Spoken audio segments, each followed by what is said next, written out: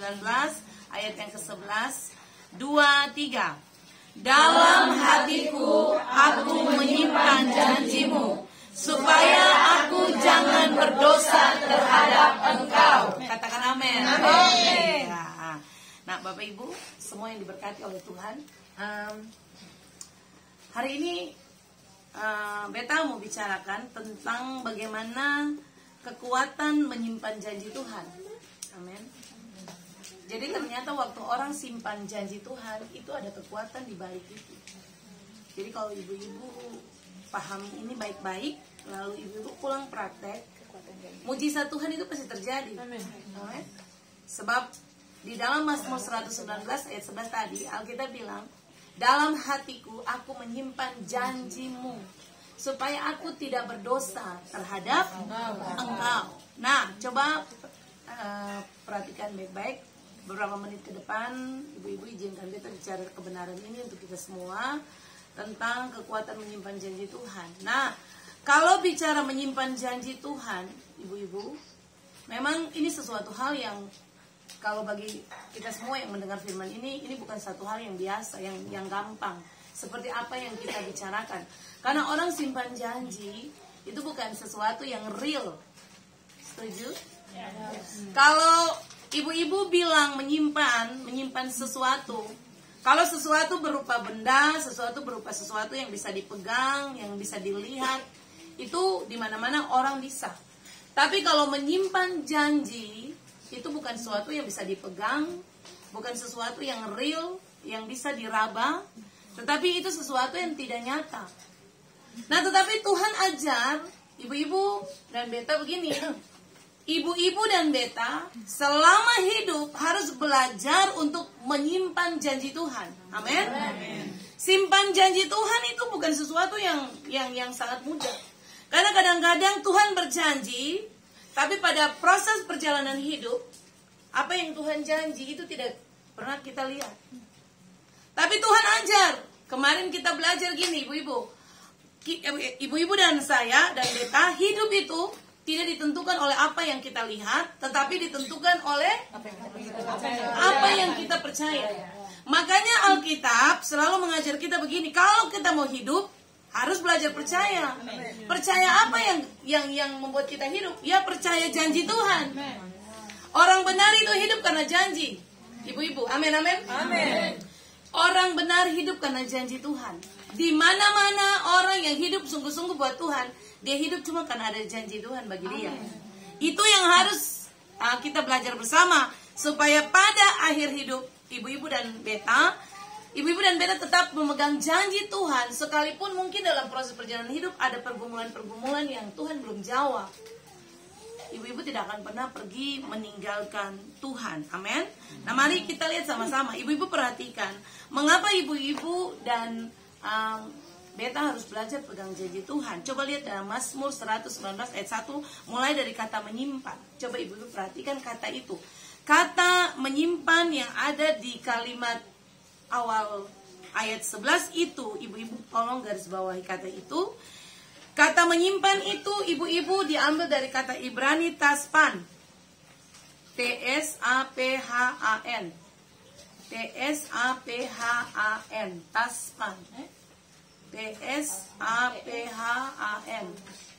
Taspan punya arti seperti ini, ibu-ibu. Taspan punya arti gini, menaruh janji Tuhan pada tempat yang aman, supaya jangan rusak dan jangan hilang. Amin. Taspan itu begini, taruh janji Tuhan, sapan. Taruh janji Tuhan di tempat yang aman. Oke? Siap. Supaya jangan rusak dan jangan hilang.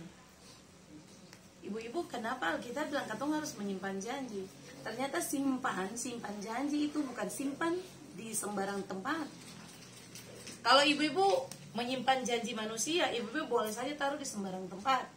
Tapi Alkitab bilang kalau mau simpan janji Tuhan, sing bisa taruh di tempat sembarangan. Karena persyaratan kata-kata Ibrani yang diambil menyimpan itu, sapan itu punya arti begini, taruh akang di suatu tempat yang baik-baik supaya jangan rusak, lalu jangan hilang. Amin. Bisa? Nah, ibu-ibu, tempat teraman, tempat terbaik untuk simpan janji Tuhan cuman ada di hati manusia. Amin. Ibu-ibu harus tahu bahwa waktu Tuhan ciptakan manusia, Tuhan mendesain manusia, itu ada satu ruang di dalam hati manusia yang harusnya, kalau ibu-ibu dan beta sebagai orang percaya memahami, itu tempat menyimpan janji tuh. Kenapa Alkitab tidak bilang, ayat ini saya bilang bahwa simpan janji Tuhan di pikiran, atau simpan janji Tuhan di organ tubuh yang lain. Tapi Alkitab bilang simpan janji itu di hati. Pemazmur bilang dalam hatiku, dia bilang gini, dalam pikiranku aku menyimpan janjimu, atau dalam telingaku aku menyimpan janjimu. Tapi pemazmur berani bilang begini, di dalam hatiku aku menyimpan janjimu. Ternyata itu tempat aman. Karena dari kata sapaan tadi itu gini, harus menyimpan, tapi bukan simpan sembarang simpan. Karena jangan-jangan bisa dicuri atau bisa dirusak. Ibu-ibu kemarin beta bilang di ibadah di Paso begini, janji Tuhan, firman Tuhan itu harta karun. Amin. Gitu? Nah, kalau ibu-ibu punya harta, kalau ibu-ibu punya berlian, ya, berlian 1 kotak, tidak mungkin ibu-ibu buang di luar, kan? Tidak mungkin ibu-ibu taruh sembarangan begitu.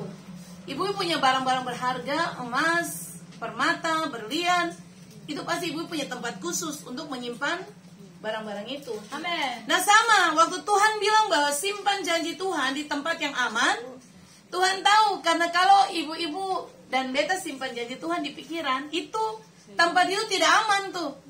Amin. Mengapa janji Tuhan tidak bisa disimpan di pikiran? Karena gini, medan pertempuran terbesar dalam hidup manusia itu cuma ada di pikiran. Waktu ibu-ibu baca firman, ibu-ibu temukan ada janji firman Allah, lalu ibu-ibu pegang janji itu, lalu ibu-ibu taruh di pikiran, tempat itu tidak aman. Karena begini, ketika ada persoalan datang, ibu-ibu mulai bermain dengan logika. Lalu janji yang ibu-ibu simpan di pikiran itu dicuri oleh iblis. Dia akan doktrin ibu-ibu, itu tidak bisa jadi, itu yang mungkin jadi. Saya tidak bisa berhasil, saya tidak punya masalah, tidak bisa selesai. Karena apa? Salah simpan janji Tuhan. Setuju? Makanya Alkitab begitu hebat. Alkitab sudah kasih tahu kunci jawaban. Bahwa kalau orang mau berhasil dalam hidup, orang mau diberkati dalam hidup, orang mau lihat mujizat dalam hidup, dia harus simpan janji Tuhan, tapi simpan di tempat yang benar. Tadi beta bilang bahwa Tuhan itu desain ibu-ibu dan beta sejak awal, itu ada satu ruang di dalam hati katong semua. Ruang itu tuh ibu-ibu itu tidak bisa diisi dengan hal-hal yang lain. Ibu-ibu tidak bisa mengisi apapun di ruang yang Tuhan sudah ciptakan khusus. Sebab itu ruang tempat di mana janji Tuhan harus diisi. Nah, ibu-ibu harus tahu ruang itu namanya apa? Hati nurani. Makanya kan kalau ibu-ibu orang yang suka cari Tuhan, ketika ada sesuatu yang ibu-ibu bicarakan, kalau tak salah bicara, tiba-tiba ibu-ibu rasa damai sejahtera di sini, betul sih? Aduh, tadi kenapa kita ceritakan ke dia ya? Ya ampun, seharusnya beta sih bisa bilang. Roh Kudus mulai intervensi ibu-ibu dan beta, karena apa? Ruang itu tidak bisa diisi dengan hal-hal yang lain. Itu khusus tempat menyimpan janji Tuhan. Bisa? Ibu bisa ambil. Jadi kata sapaan itu artinya begitu, simpan di tempat yang aman supaya jangan rusak, lalu jangan hilang. Ingat, janji Tuhan itu bisa dicuri, bisa hilang, bisa rusak, karena proses hidup yang ibu-ibu dan beta jalani tiap hari. Orang rajin ke gereja, orang rajin baca Alkitab, orang selalu punya pemahaman, oke, beta tahu firman itu. Tapi pada proses hidup berhadapan dengan persoalan hidup yang semakin banyak, janji itu bisa hilang.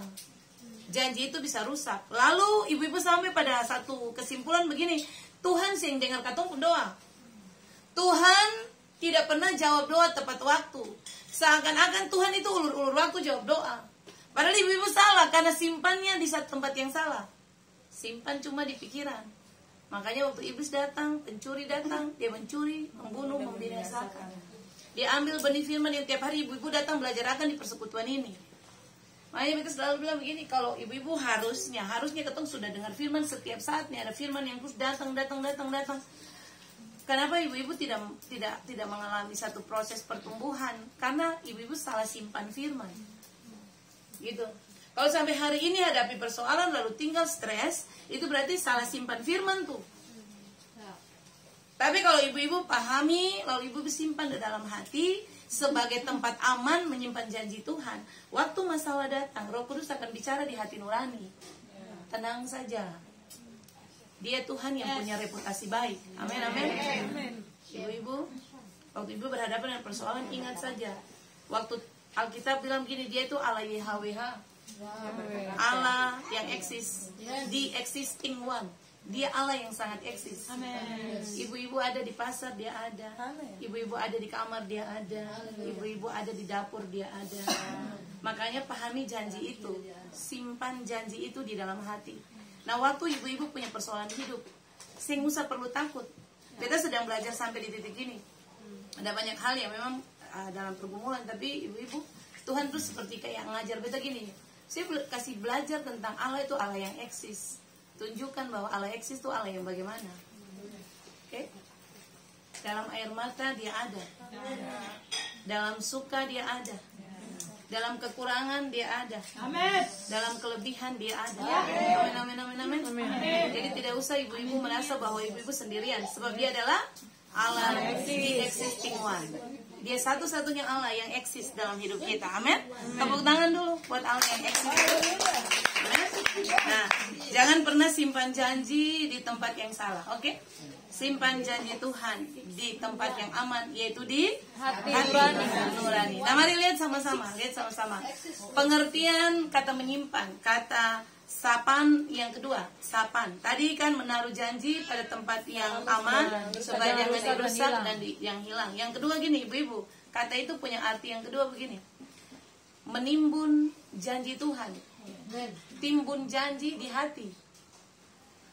Jadi waktu Alkitab bilang dalam hatiku aku menyimpan janjimu, artinya gini. Ibu-ibu dan beta disuruh Tuhan untuk timbun janji Tuhan di hati. Nah, orang timbun, ibu-ibu pernah dengar kata timbun kan? Ya. Menimbun tuh seperti bagaimana? Tampung, tumpuk, seperti itu ya. Jadi tumpuk sampai benar-benar dia terisi penuh. Nah, fungsi firman itu ibu-ibu harus timbun dia tiap hari. Ibu-ibu dengar, ibu-ibu tahu tempat yang aman simpan janji, taruh di hati. Oke? Makanya jangan taruh di pikiran. Taruh firman di hati betul-betul. Pahami. Kemarin ketemu belajar paling keren tentang perenungan, merenung firman. Itu ibu-ibu harus lakukan itu. Pulang renungkan firman ini ulang. Dalam hati, oh jadi bilang buat diri. Ingat, dalam setiap hati, mesti simpan Tuhan penjanji. Timbun janji itu. Semakin ibu-ibu menimbun banyak janji Tuhan, ibu-ibu semakin akan melihat Tuhan itu bekerja dengan luar biasa. Amin. Sebab ingat baik-baik bahwa hanya satu-satunya yang bisa membuat ibu-ibu kuat di tengah-tengah dunia ini, yang bisa membuat ibu-ibu melewati setiap proses hidup ini, cuman ibu-ibu bisa pegang janji Tuhan saja. Amin. Kalau ibu-ibu tidak pegang janji Tuhan, ibu-ibu tidak akan bisa melewati badai hidup yang begitu besar.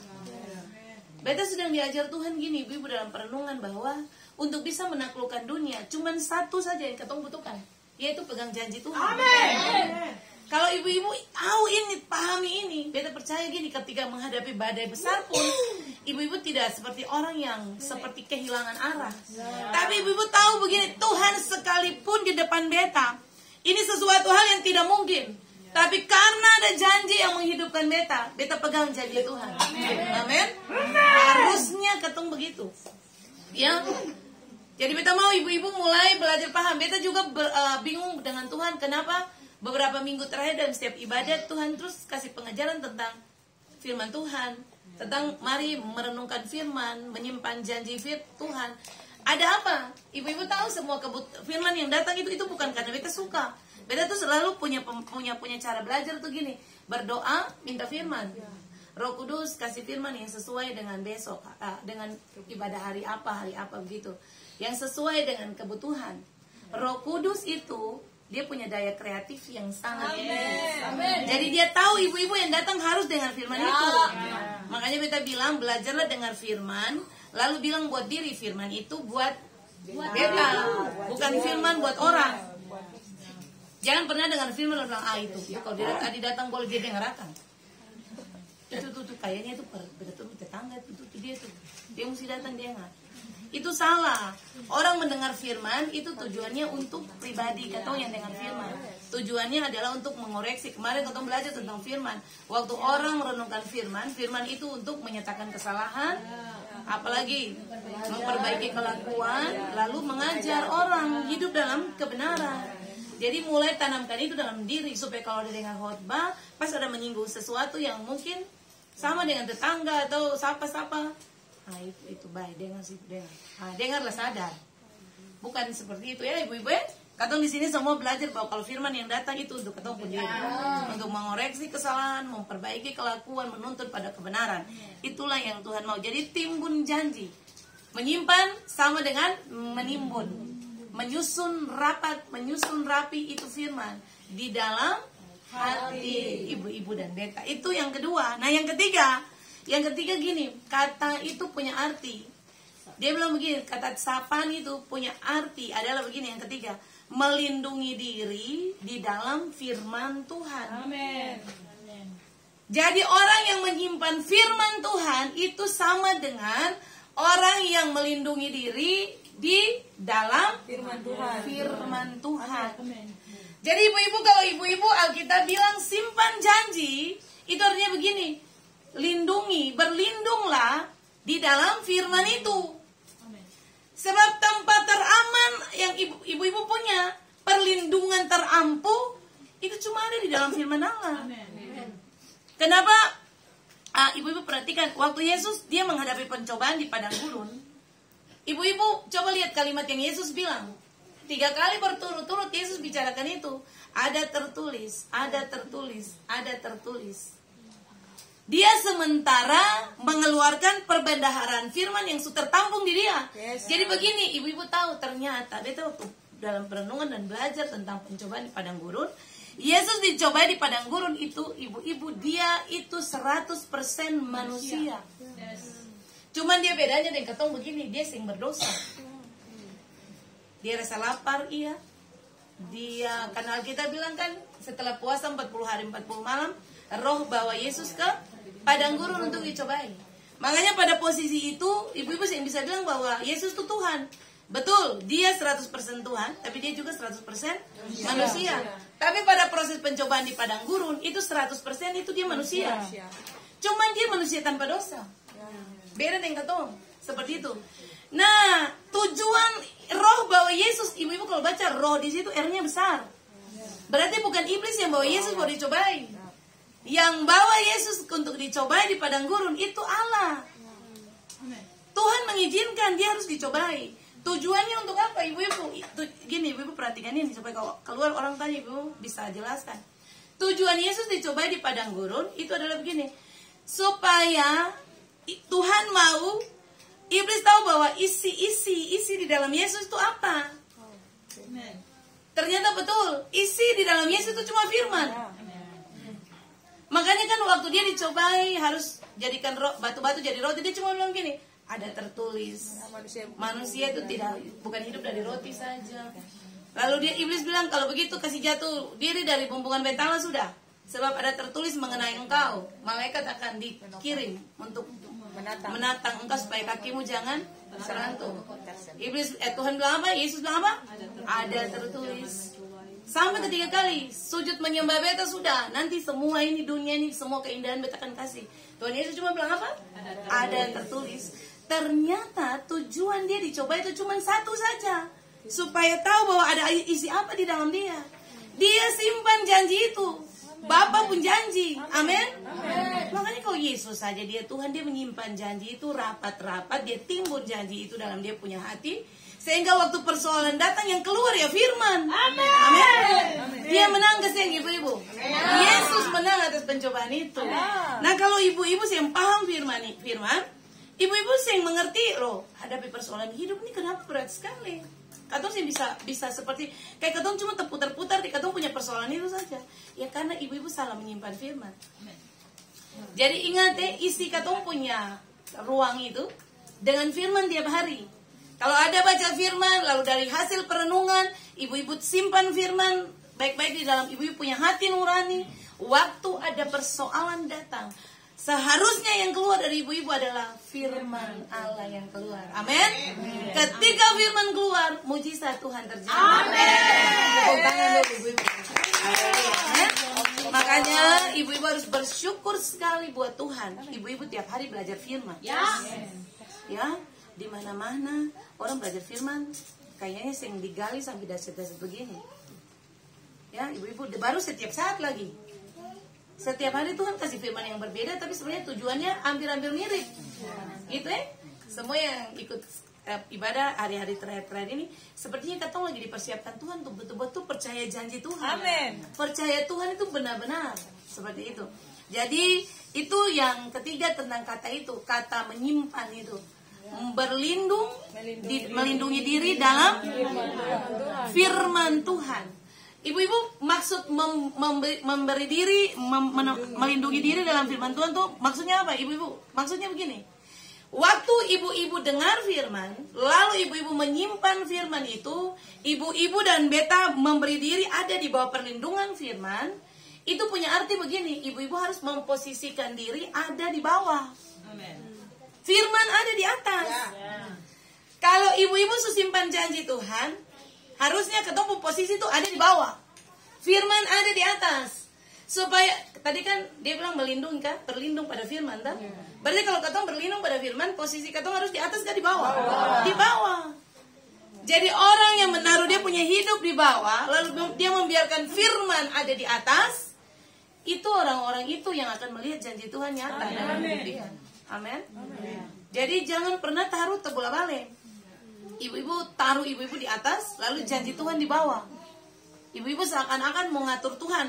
Tuhan kalau bisa harus begini, harus begitu, harus begini. Salah. Makanya masalah datang gampang stres karena salah taruh janji.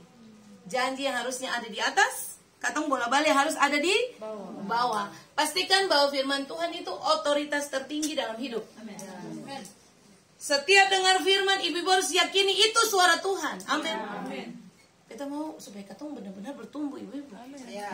Ibadah itu bicara tentang perubahan hidup. Orang berubah tuh karena orang paham firman dulu. Orang di gereja lagi tiap hari tapi tak mengerti itu saya bisa berubah, saya bisa bertumbuh. Makanya kenapa penting katong mengerti firman, lalu katong bertumbuh setiap saat dalam kebenaran firman. Amin. Itu baru namanya orang Kristen. Bukan sekedar katong rutinitas ibadah seperti itu ya ibu-ibu. Yang keempat, ibu-ibu perhatikan kata itu. Yang keempat adalah mengintai dan mengamat-amati firman. Mengintai dan mengamat-amati firman. Jadi waktu Alkitab bilang begini, simpan firman, itu artinya begini ibu-ibu. Ibu-ibu disuruh untuk mengintai firman, mengamat-amati firman Tuhan. Coba lihat Esra 7 ayat 30. Ayat 10, sorry. Esra pasal 7 ayat 10. Esra pasal 7 ayat 10. Tolong orang baca kitab Esra. Jarang-jarang ya. Sebab Esra telah bertekad untuk meneliti Taurat Tuhan dan melakukannya, serta mengajar ketetapan dan peraturan di antara orang Israel. Ya, ibu-ibu tahu Esra itu siapa? Esra itu ahli kitab. Esra itu ahli kitab. Di dalam Esra pasal 7 ayat 10 dia bilang gini, Esra itu berketetapan hati. Dia bertekad untuk meneliti firman, lalu melakukan firman, baru dia mengajar firman ke orang. Jadi ada proses ibu-ibu, teliti firman, lakukan firman, baru ajar firman pada orang. Padahal Esra itu ahli kitab. Nah, katong nih sing perlu par mengamati lain, meneliti firman lain, langsung ajar orang seperti itu. Kadang-kadang katong diangkat jadi badan pengurus kah, katong diangkat jadi pelayan kah, katong sing ikuti proses ini yang Esra bikin. Meneliti dulu, meneliti itu maksudnya begini, amati firman, belajar firman dulu, teliti firman-firman, pahami firman, habis itu lakukan dulu, baru ajar orang, itu pas. Tapi ini seng, pas diangkat seng paham firman, labrak saja. Akhirnya kasih firman yang akan salah-salah, seperti itu. Jadi ibu-ibu harus sampai di titik seperti Esra, teliti, lalu lakukan, lalu ajar. Jadi kata capan atau kata menyimpan firman itu punya arti yang berikut. Yang keempat adalah mengintai, lalu mengamat-amati firman. Intai, amati, baru ibu-ibu bisa melakukan firman itu. Amin. Nah, itu yang Alkitab ajar untuk ibu-ibu di dalam pembacaan Mazmur 119 ayat yang ke-11 itu. Nah, mari lihat, ketika ibu-ibu melakukan 4 hal di atas, apa yang ibu-ibu akan terima dari janji itu? Mari katong lihat. Yang pertama gini, kata jangan berdosa. Alkitab bilang, dalam hatiku aku menyimpan janjimu supaya aku tidak berdosa terhadap engkau. Pemazmur bilang dia simpan, dia taruh itu janji di tempat yang aman supaya janji tidak rusak, janji itu tidak dicuri. Lalu dia timbun janji itu di dalam dia punya hati, itu tempat teraman tuh. Lalu dia amat-amati itu janji. Lalu apa lagi? Tadi yang terakhir apa? Dia intai, dia amat-amati, dia taruh dia punya hidup di bawah firman yang dia simpan di hati itu. Lalu dia bilang supaya aku tidak berdosa terhadap engkau. Kata yang diambil dari kata itu, kata supaya jangan berdosa, ibu-ibu, itu diambil dari kata Ibrani cata. C-H-A-T-A. Cata. Cata. Cata punya arti begini, supaya jangan salah memahami Tuhan. Amin. Ternyata ini ibu-ibu, waktu ibu-ibu simpan janji Tuhan di hati, ibu-ibu akan mengalami yang namanya cata. C-H-A-T-A. Cata.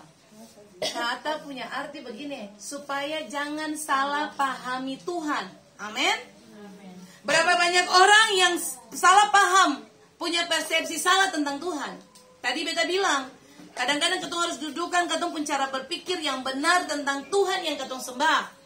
Waktu ibu-ibu dalam pergumulan berat, seakan-akan ibu-ibu bergumul, ibu-ibu berpikir saja, Tuhan tidak jawab doa ibu-ibu. Padahal ibu-ibu sedang membangun kerangka berpikir yang salah tentang Tuhan. Cata bilang simpan janji, Capan tadi bilang gini, simpan janji di tempat yang aman, yaitu di dalam hati, supaya waktu persoalan datang, jangan salah nilai Tuhan. Amin, amin, amin. Jangan salah nilai Tuhan. Nanti akhirnya mempersalahkan Tuhan. Kayaknya Tuhan itu yang begini, Tuhan yang adil, Tuhan begini. Kenapa beta sudah melayani Tuhan 2 periode, beta sudah rajin ibadah, rajin kasih perpuluhan, beta sudah rajin melakukan ini dan itu dan ini. Kenapa untuk persoalan ini saja Tuhan tidak bisa jawab?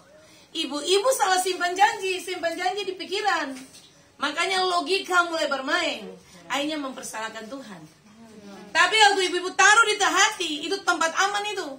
Ibu-ibu pada satu saat ibu-ibu punya persoalan hidup yang berat, ibu-ibu akan tetap tidak pernah mempersalahkan Tuhan. Tidak pernah salah memahami Tuhan. Amin. Tidak gagal fokus tentang apa yang Tuhan mau. Itu tujuannya menyimpan janji. Bisa? Sampai di sini ibu-ibu semua bisa mengerti. Yang berikut kata cata pun arti berikut begini, ibu-ibu, supaya jangan salah berjalan. Kalau simpan janji itu betul di tempat yang aman, ibu-ibu dan beta sing salah jalan.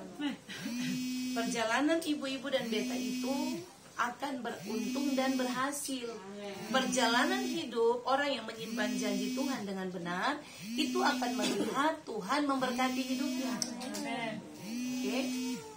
Jadi ibu-ibu, itu catat pengertian kedua. Yang terakhir dari kata itu, ibu-ibu, kata itu punya arti terakhir begini, supaya jangan komit buat dosa. Jangan berkomitmen lagi untuk berbuat dosa. Dosa tidak berkuasa lagi atas kehidupan kita. Beta punya selalu bilang bahwa ibu-ibu dan beta bukan lagi pendosa, sebab kita telah mengalami perubahan hidup itu. Amin. Kejatuhan orang benar itu sangat-sangat elegan.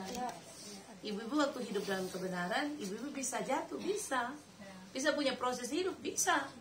Tetapi kejatuhan itu bukan sesuatu yang membuat ibu-ibu harus terpuruk lagi, tidak. Karena waktu ibu-ibu jatuh, Alkitab bilang orang benar jatuh, tapi tidak sampai tergeletak, sebab ada tangan Tuhan yang menopang. Makanya mari pelajari firman baik-baik, tahu cara simpan firman itu, taruh di tempat aman, taruh di hati. Mazmur 119 ayat 11 ini beta mau akan jadi katong punya seperti sebuah perenungan. Oh iya Tuhan, pulang dari sini katong mau introspeksi diri, kalau selama ini beta punya pergumulan ini kayaknya paling lama yang pernah Tuhan jawab. Apa yang salah Tuhan? Jangan-jangan beta masih simpan janji bukan di hati, tapi beta simpan di beta logika, di beta pemikiran. Sehingga waktu persoalan datang yang beta lihat cuman masalah. Waktu persoalan datang yang beta lihat cuman apa yang mata lapor. Waktu persoalan datang yang beta lihat cuman yang ada di beta pemikiran. Makanya ibu-ibu tidak pernah lihat persoalan itu selesai dalam hidup ibu-ibu. Yang ada adalah ibu-ibu terus mengalami hidup yang benar-benar berkesusahan sepanjang ibu-ibu hidup sampai satu titik ibu-ibu akan kalah dalam hidup ini. Jadi ibu-ibu yang diberkati Tuhan itu hal-hal yang kita share tentang firman tadi, Mazmur 119 ayat 11 tadi, supaya ketika ibu-ibu menyimpan janji Tuhan ada kekuatan yang ibu-ibu terima. Amin. 3 hal ini menyimpan itu, kekuatan firman itu biar itu jadi semacam pengetahuan yang baru bagi ibu-ibu. Lalu ibu-ibu semua pulang bisa berbagi buat orang lain di sekeliling ibu-ibu semua. Kita sampai di sini, ibu-ibu kita selesai. Tuhan Yesus memberkati katong semua. Amin buat firman Tuhan. Ibu-ibu boleh berikan kemuliaan buat Tuhan. Tepuk tangan.